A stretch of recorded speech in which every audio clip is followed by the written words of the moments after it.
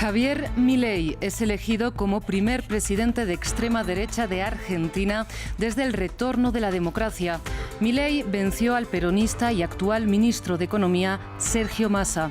Ampliamos desde Buenos Aires. Israel publicó imágenes de un supuesto túnel de Hamás bajo Al-Shifa, el hospital más grande de la Franja de Gaza. Hamás niega las acusaciones y desde el mismo hospital la ONU y la Media Luna Roja evacuaron 31 recién nacidos. Y avanzan las negociaciones entre Israel y Hamás, mediadas por Qatar y Estados Unidos, para la liberación de los cerca de 240 rehenes israelíes. Según prensa estadounidense, hubo ciertos avances en las últimas horas. Bienvenidos a esta edición informativa. Soy Rosa Pérez Masdeu y es para mí un gusto acompañarlos. Iniciamos en Argentina porque el ultraderechista Javier Milei es el presidente electo del país. Este domingo, con el 98,85% de los votos del balotaje escrutados, Milei obtuvo el 55,72% de los apoyos frente al 44,27% del peronista y actual ministro de Economía, Sergio Massa. Milei asumirá el cargo el próximo 10 de diciembre tras lograr capitalizar la campaña de cambio contra continuismo en una nación azotada por una profunda crisis económica. Esto dijo el presidente electo.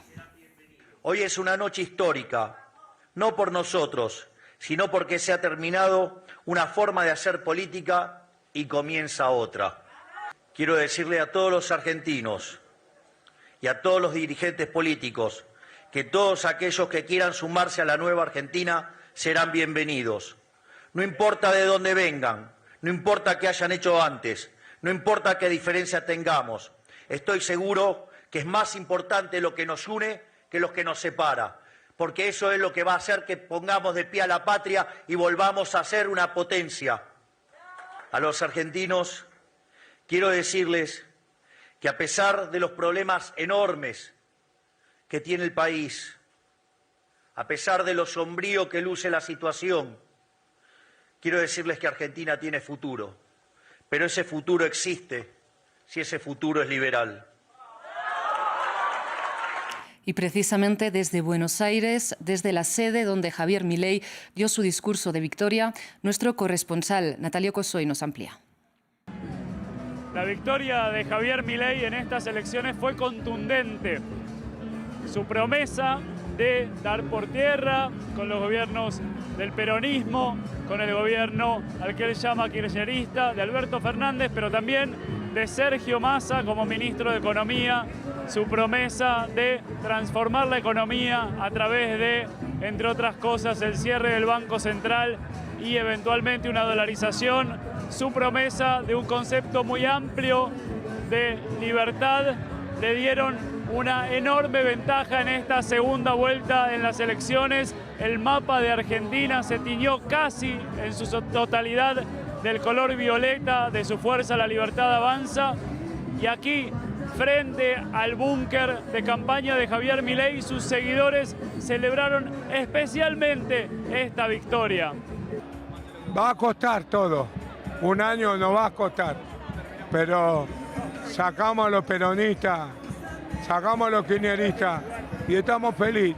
Bueno, la verdad es que siento una felicidad terrible, siento que hay esperanza, siento que hay futuro, siento que hay libertad y que ahora sí viene el cambio y la posibilidad de crecer como país. La vocación de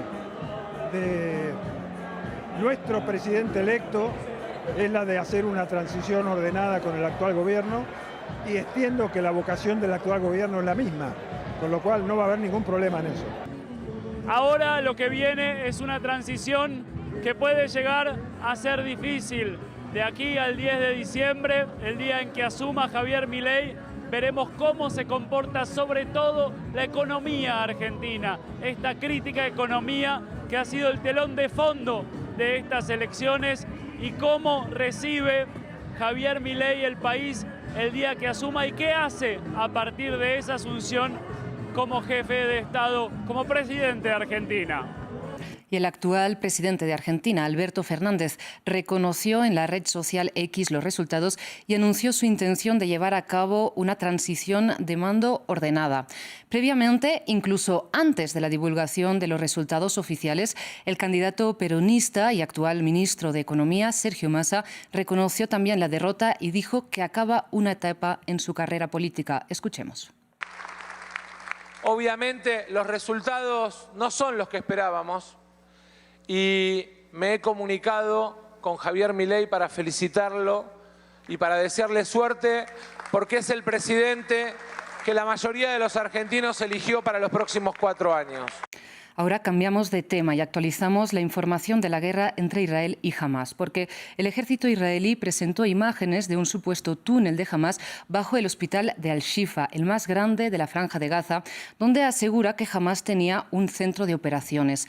El grupo militante ha negado las acusaciones.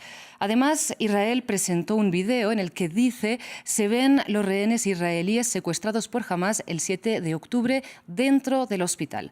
Veamos el informe de Andrés Triviño. Según Israel, este video demostraría que el hospital de Al-Shifa era utilizado como un centro de operación por Hamás. El ejército israelí publicó las imágenes en las cuales se ve un punto de acceso a un túnel de 55 metros de largo y 10 metros de ancho, el cual dicen es a prueba de explosiones y tiene orificios para disparar. Además, aseguraron que el grupo islamista habría utilizado el centro médico para mantener allí a algunos rehenes. Hamas was hiding and murdering our hostages. Hamás estaba escondiendo y asesinando a nuestros rehenes en el hospital Shifa. Hamás estaba construyendo túneles terroristas debajo del hospital Shifa. A estas alturas, la verdad es clara. Hamás libra la guerra desde los hospitales, paga el terror desde los hospitales. The world must remember. El mundo debe recordar que Hamás tiene como rehenes a ancianos, hombres, mujeres, niños y bebés. El ejército israelí también aseguró que una joven soldado fue ejecutada por Hamás dentro del hospital Al-Shifa, contradiciendo la versión del grupo islamista que asegura que había muerto por bombardeos israelíes. Las fuerzas israelíes rodearon las instalaciones del hospital durante varios días y el pasado 15 de noviembre ingresaron argumentando que el centro de operaciones de Hamás se encontraba debajo del hospital de Al-Shifa, lo que el grupo islamista ha negado repetidamente. Los israelíes no hablaron de un túnel, afirmaron que este hospital era un centro de mando y control. ¿Dónde es eso? No hay nada de eso.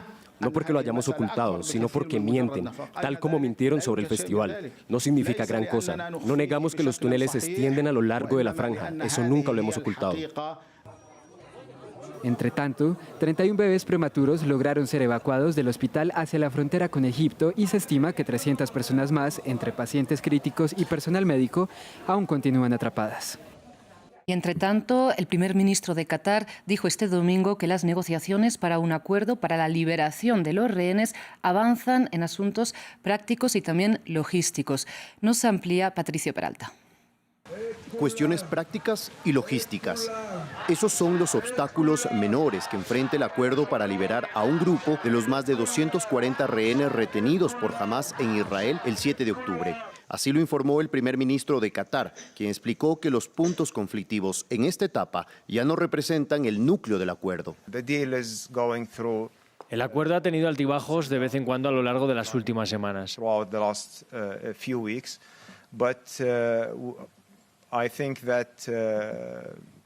Ahora tengo más confianza en que estamos lo suficientemente cerca como para llegar a un acuerdo que pueda devolver a la gente a salvo a sus hogares.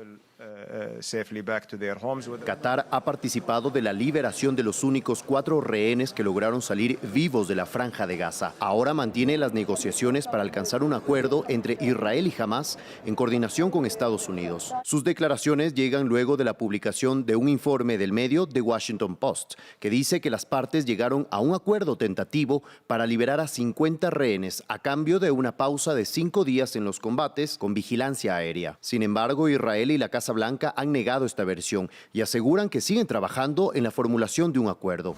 Mientras, aumenta la presión de los familiares de los rehenes, quienes marcharon el sábado hasta la oficina del primer ministro de Israel para reclamar acciones. Nosotros esperamos que nos digan cómo lo van a hacer y no podemos esperar más. por lo que les exigimos que lo hagan ahora, que paguen cualquier precio para traer de regreso a los rehenes. Está previsto que esta semana un grupo de familiares de los rehenes se reúna con el gobierno de Benjamin Netanyahu. Muchas gracias por su atención. Hasta aquí las noticias.